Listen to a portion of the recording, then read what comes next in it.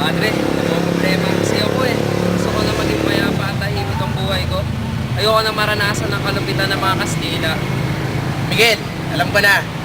Palitan mo yung apelyido ng Laurel na nangangulugang tangal. Miguel Laurel. Sa mga batang to. Okay lang yan, anak. Ganyan din si Jose ng kanyang kabataan. Nagbago lang siya nung binigyan ko siya ng kwintas na ginto. Ano po, Nay? Sana nga po. Ito na po. Nay, ang tagal nyo naman! Ito na! Ito na! Sahin na kayo. Ay, itong na kayo.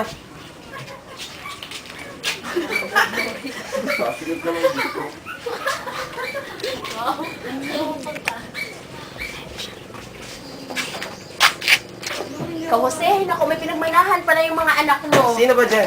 Ay, naku, si Doji. Ang kulit talaga ng batang yan. O, dito na, pasok na. O, andar na, o.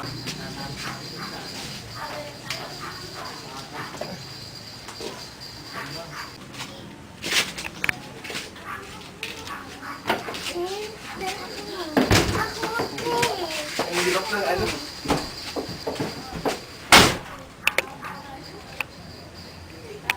O ano, mga anak, bilisan nyo na dyan lahat. Aalis na tayo. Opo. Ay, naku, ikaw, Bayani. Ang laki-laki ng hinihingi mo sa akin na baon, ha? Tapos bagsak ka na naman sa Ingles at asignatura. Ay, nako, may pinagmanahan talaga ang mga anak mo. Noong nag-aaral pa lamang si Jose sa San Juan de Letran, ay matataas ang kanyang mga marka sa Latin at algebra, ngunit mababa ang kanyang nakuha sa isang asignatura. Ito ang naging dahilan ng kanyang paglagpak sa unang taon niya sa Letran. Dahil sa pangyayaring ito ay nagbago si Jose. Naghanap siya ng trabaho at natanggap siya bilang isang sakristan sa simbahan. Naging mahirap sa kanya ang pagtatrabaho, ngunit ang pang-araw-araw na pagganap sa tungkulin ay nagturo sa kanya ng pagtitiis at disiplinang pansarili. Ang pagkatuto niya ng katesismo ay naging dahilan ng pagkawala ng maling paniniwala sa relihiyon, na nagbunsod ng panibago niyang pagkikipag-ugnayan sa Diyos at ang pagiging papagkumbaba na naging timbulan niya at tagapagligtas. Dahil dito ay natutong magtipid si Jose. Upang mapagkasya ang kanyang kinikita ay pinagkaitan niya ng luho ang kanyang sarili, na naging dahilan ng panunukso sa kanya at tinawag siyang scout. Bagamat naging mahusay ang kanyang pag-aaral ay hindi siya nagtamo ng karangalan dahil tinanggap niya ang hamon ng isa niyang barkada. Ay. Basto! Siyempre.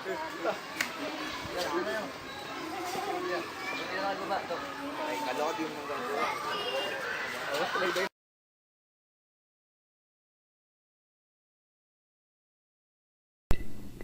Udyok na ang pang-iinsultong ginawa niya sa dignidad ng dalaga. Hinamon siya ng manliligaw nito ng duelo sa balisong. Nasa gitna. Bakit? Anong problema mo? Bakit may nagawa ng halik yung kasintahan ko? Wala, pustahan lang namin yun eh. Malilo lang tayo. Sige, Jose, lampas. So sexy lang. Di ba mga anak, magkababata kami ng nanay nyo. Nung nililigawan ko yan, hirap na hirap nga ako eh. Kasi talaga namang Maria Clara yan. Noong mga panahon magpapakasal kami ng nanay nyo, hindi ko may paliwanag kasi ang aking dinudulot. Maring dahil yun na nga ang araw na magkakasama kami na habang buhay at magkakaroon ng masayang pamilya.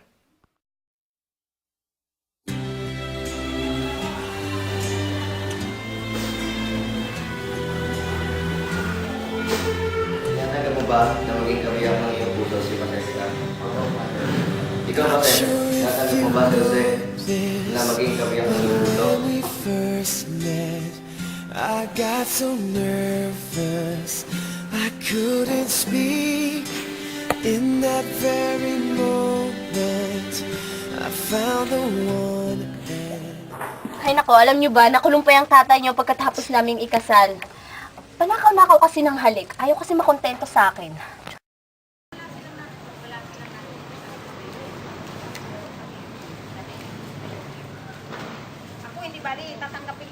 Kailangan nyo sa akin? Ano kailangan nyo sa akin? Jose Pasiano Laurel, inaaresto ko namin sa salang na bigong pagpatay kay Ginoong Arcana rin. Anong nangyari sa inyo matapos nyo makulong? Anak, nung nakalaya ko, umalis ako ng bansa at pumunta ako ng Estados Unidos. Doon, nag-aral ako sa Yale University at sinunod ko ang payo ng aking kaibigan na kumuha ng constitutional law. Pagkatas ng isang taon, nakakuha ko ng Doctor of Civil Laws imbis na Master of Civil Laws.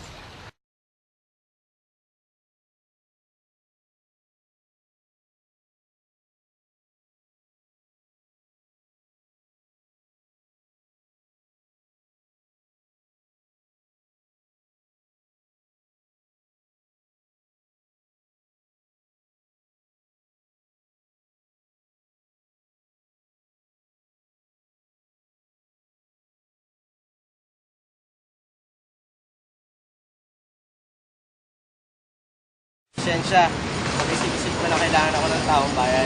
Dahil sa sana tumakbo muli sa susunod na halalan. Kasi kung ano ang iyong magiging desisyon, supportahan ka namin ng Salamat. My life had found its missing piece. So as long as I live, I love you. Will have and hold you. You look so beautiful in white. And from now to my very last breath, this day I'll cherish. You look so beautiful in white tonight.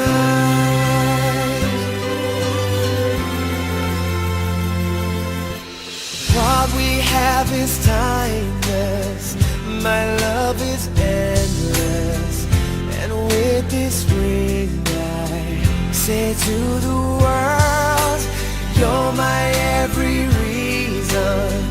You're all that I believe in. With all my heart I mean every word. So as long as I live I love you.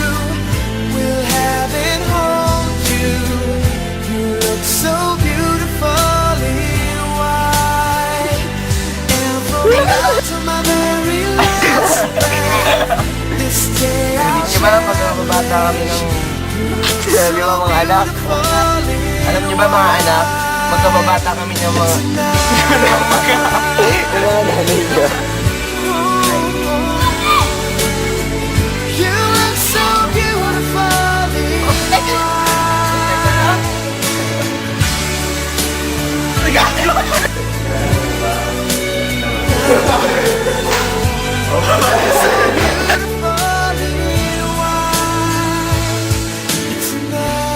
Pasensya, pag-isip-isip ko na kailangan ako ng taong bayan. Pasensya. I hope she has your Saway. finds love like you and I did. Yeah, when she falls in love